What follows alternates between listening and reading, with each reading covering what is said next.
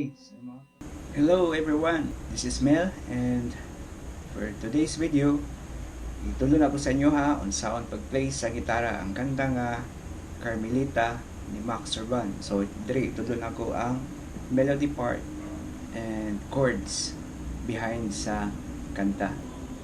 Without further ado, atong sugdan ang tutorial. So, ang first part sa melody sa kanta, dili lang nako iisa-isahon kada nota, refer lang sa tab nga inyo makita. So gawas ana makita po ninyo kung yun sa nako pag-play sa actual ang tab. Okay, so ako siyang i-play slowly, try lang to follow, and then kung maglisod mo, refer lang dayon sa tab.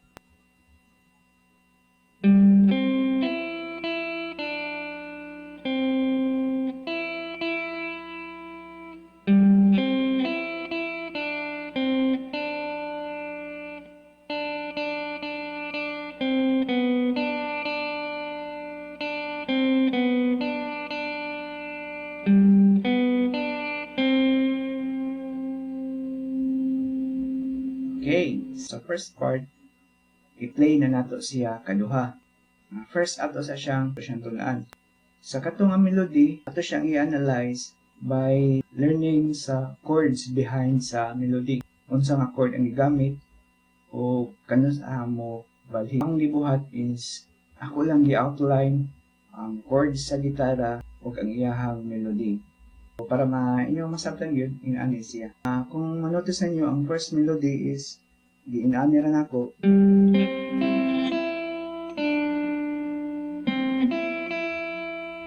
Okay, so kung imo siyang ato siyang tanahon, actually based rin siya sa C nga chord. C one chord ani dapita. So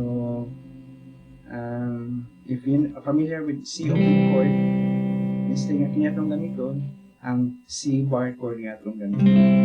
Okay, so ang behind nga chord itong melody is ang C.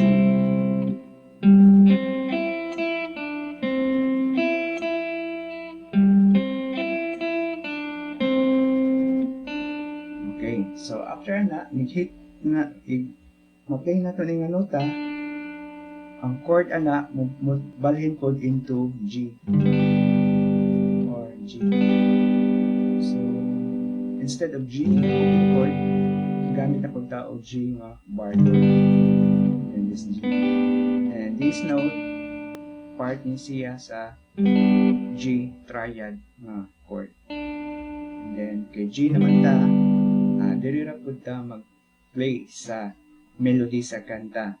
So, sa G part, mo ni siya ang melody part sa kanta.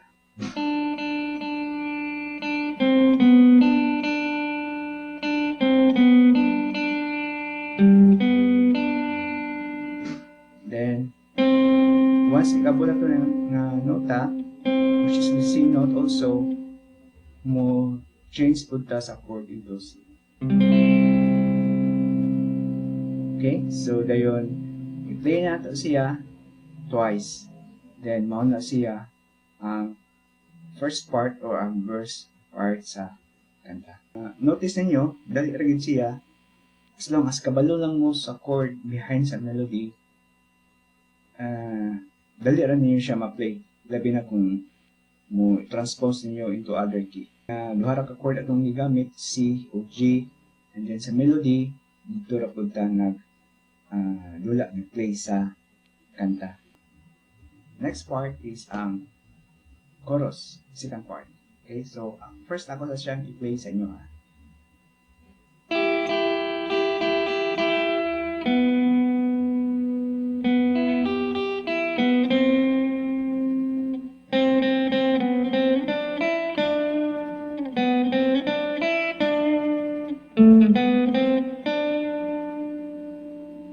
Okay, so muna siya ang melody part sa chorus.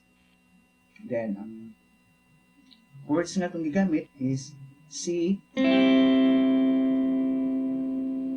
E, E minor, and dayon D. Okay, so again, ang katong chords, gi-outline na ito na ako ang melody para masulod siya every time mo change ta sa chords. So first ang C.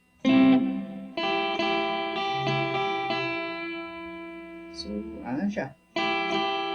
Kinirang duha ka string ang gamit. Then play na to anong note. Ang chords po na to mo change po into A or hinay. Again. Or kaya nabali duha tindiran ninyo. Then once so kini nga part ng melody is nata sa A chord. Still in A. So part pa na siya sa E. But if you notice na naka-outline po sa E minor. Instead of E major, E minor po kay paminan ako is mas kung ang E minor i-outline is mas relax compared sa major na chord. So E minor ko, which is solid naman siya gihapon sa melody, para na po mas nilot siya paminaw. Once mo hit na to ng nota, atong chord po change into A minor or any nga E minor. Okay, so mga siya A minor.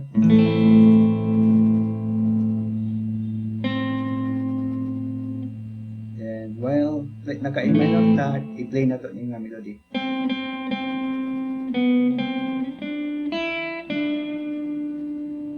Again.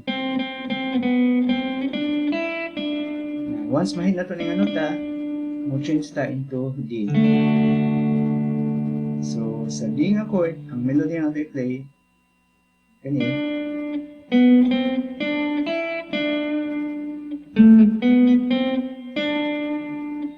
Okay, so D pa to siya. Once mahit na to ng chord, mo change na po to sa chord into G.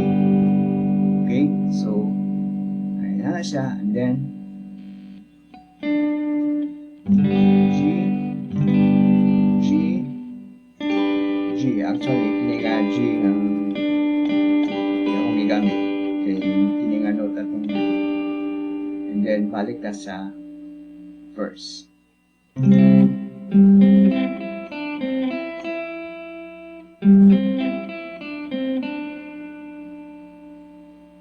Okay. So, another thing is ang key nga akong gamit is nasa C nga key. And sa akong previous nga kanta nga cha-cha katong standard is C po to siya. So meaning nga kaning Carmelita o katong cha-cha nga una na mong gitudlo is pwede nimo siyang i-combine, i-mix or i-midlin niyo siya. So okay ra kayo. Okay, so that's all for today. If you have questions, comments, and suggestions, please do not hesitate to make comments below or any questions nga gusto ninyo ipabot sa ko. O once again, daghang salamat sa inyong pagtanaw, and please do not forget to like and subscribe my channel. That's all, and see you in my next video.